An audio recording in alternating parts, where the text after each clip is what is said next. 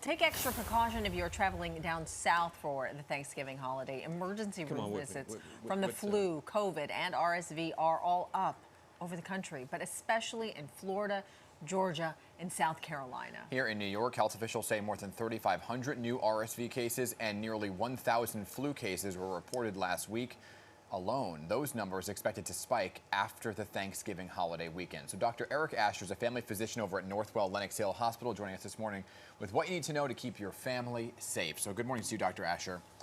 It is that time of year, right, where we expect to see these cases go on and up. And in full disclosure, my 17-month-old daughter has RSV, which has now morphed into a double ear infection. And they were saying that this is now becoming a thing where ear infections come from RSV. What's the link between the two? So when children, especially children, can happen in adults as well, get sick with an infection or virus like RSV, there's a lot more inflammation in the body. And with a lot more inflammation, that leads to liquid pooling in different places. And this could happen in the lungs, this could happen in the ears, and any pooling of liquid is a great breeding ground for infection. So that's why we're seeing a lot more ear infections and worsening lung infections with RSV.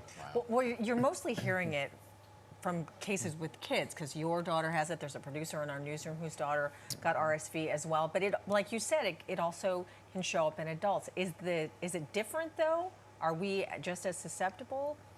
We are. We're seeing a lot more RSV in adults than we have in the past. It is primarily a virus of children, but we know those over age 65 and those under 5 years old are most at risk. So if your child has RSV, right, this week, and you're seeing family for Thanksgiving, the best advice is don't see that family if they're over 65 and immunocompromised? Absolutely. If anybody's over the age of 65, immunocompromised, it's best to avoid, especially if you're starting to feel ill or unwell. Typically with RSV, flu, or even COVID, you're able to spread it a day before you even experience symptoms. Wow. And you're contagious for 5 to 7 days after your first diagnosis. And what about the children, right?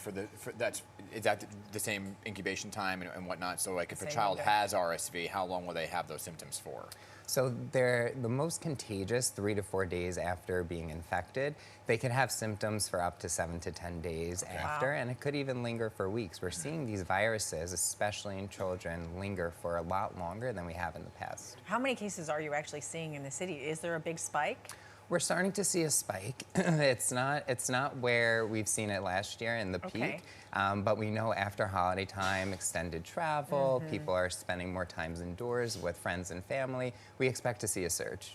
Okay, so the surge expected, in last year we were kind of battling this triple-demic, right, when you had COVID, RSV, and the flu all at once. But they all kind of mimic each other in terms of signs and symptoms. So what is your advice if your child has a sniffle? My daughter had a cough that sounded like a seal. That's why I brought her in. So what's your advice? Yeah, if a child is fussy, if the child is not eating as they normally would, fevers, which the fever is 100.4 degrees Fahrenheit or above, any congestion, any symptoms out of the ordinary for your child, it's best to get them tested. That's the only way to decipher whether it's RSV or flu or COVID, and that'll help determine what the treatment is. Okay, so heading out for this holiday season, especially tomorrow's Thanksgiving. Yeah. What is your advice then to parents that are heading out to go visit family? What is the best way to protect their children and their loved ones? That's a great question. My best advice is hand washing, especially after touching shared surfaces, doorknobs, light switches. Hand sanitizer, I always carry it with me in my pocket. Using serving utensils, especially if you're gonna go to a holiday, a family dinner. Use the serving utensils as opposed to putting your dirty utensils in, and avoid sharing utensils. And vaccines. Vaccines are our best line of defense against all viruses. Is there an RSV vaccine for children? There is. And when can they get that? They could get that as soon as they're born. Oh, really? Age 6 months and above as well. What about adults? Yeah. So there's a vaccine for adults as well, and any pregnant mother could get the vaccine. Anybody over the age of 65 could get that vaccine as well. Here's a question then. Is the RSV vaccine, you know, when you bring your children in to get all their vaccines when they're born, why is that not included? So, I'm sorry, I did misspeak. It's something that they get, it's a newer vaccine. Okay, gotcha. Now, here's the thing. With Thanksgiving in the rearview mirror, and kids, they're going to be in the daycares, they're playing on playgrounds, right? They're sharing toys they're getting for the holidays. is it almost inevitable, and it's one of those things where get it so then you don't get it again, or can you get it again? So we're learning a lot more about viruses, especially RSV, COVID, and flu, as the seasons progress.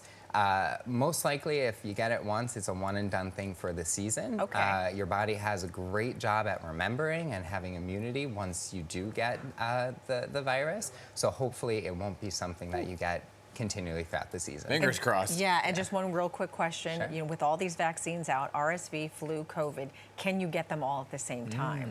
Absolutely. You Okay. could absolutely get COVID, flu, and the RSV vaccine all at the same time. And if you're the type of person who just wants one and done and you're Yes. probably not going to go back to get it, just get them all at the same time. Okay, Dr. Asher, great advice. Thank you for coming in this morning as everyone's kind of heading out the door. Have a great Thanksgiving to you. Thanks for having me.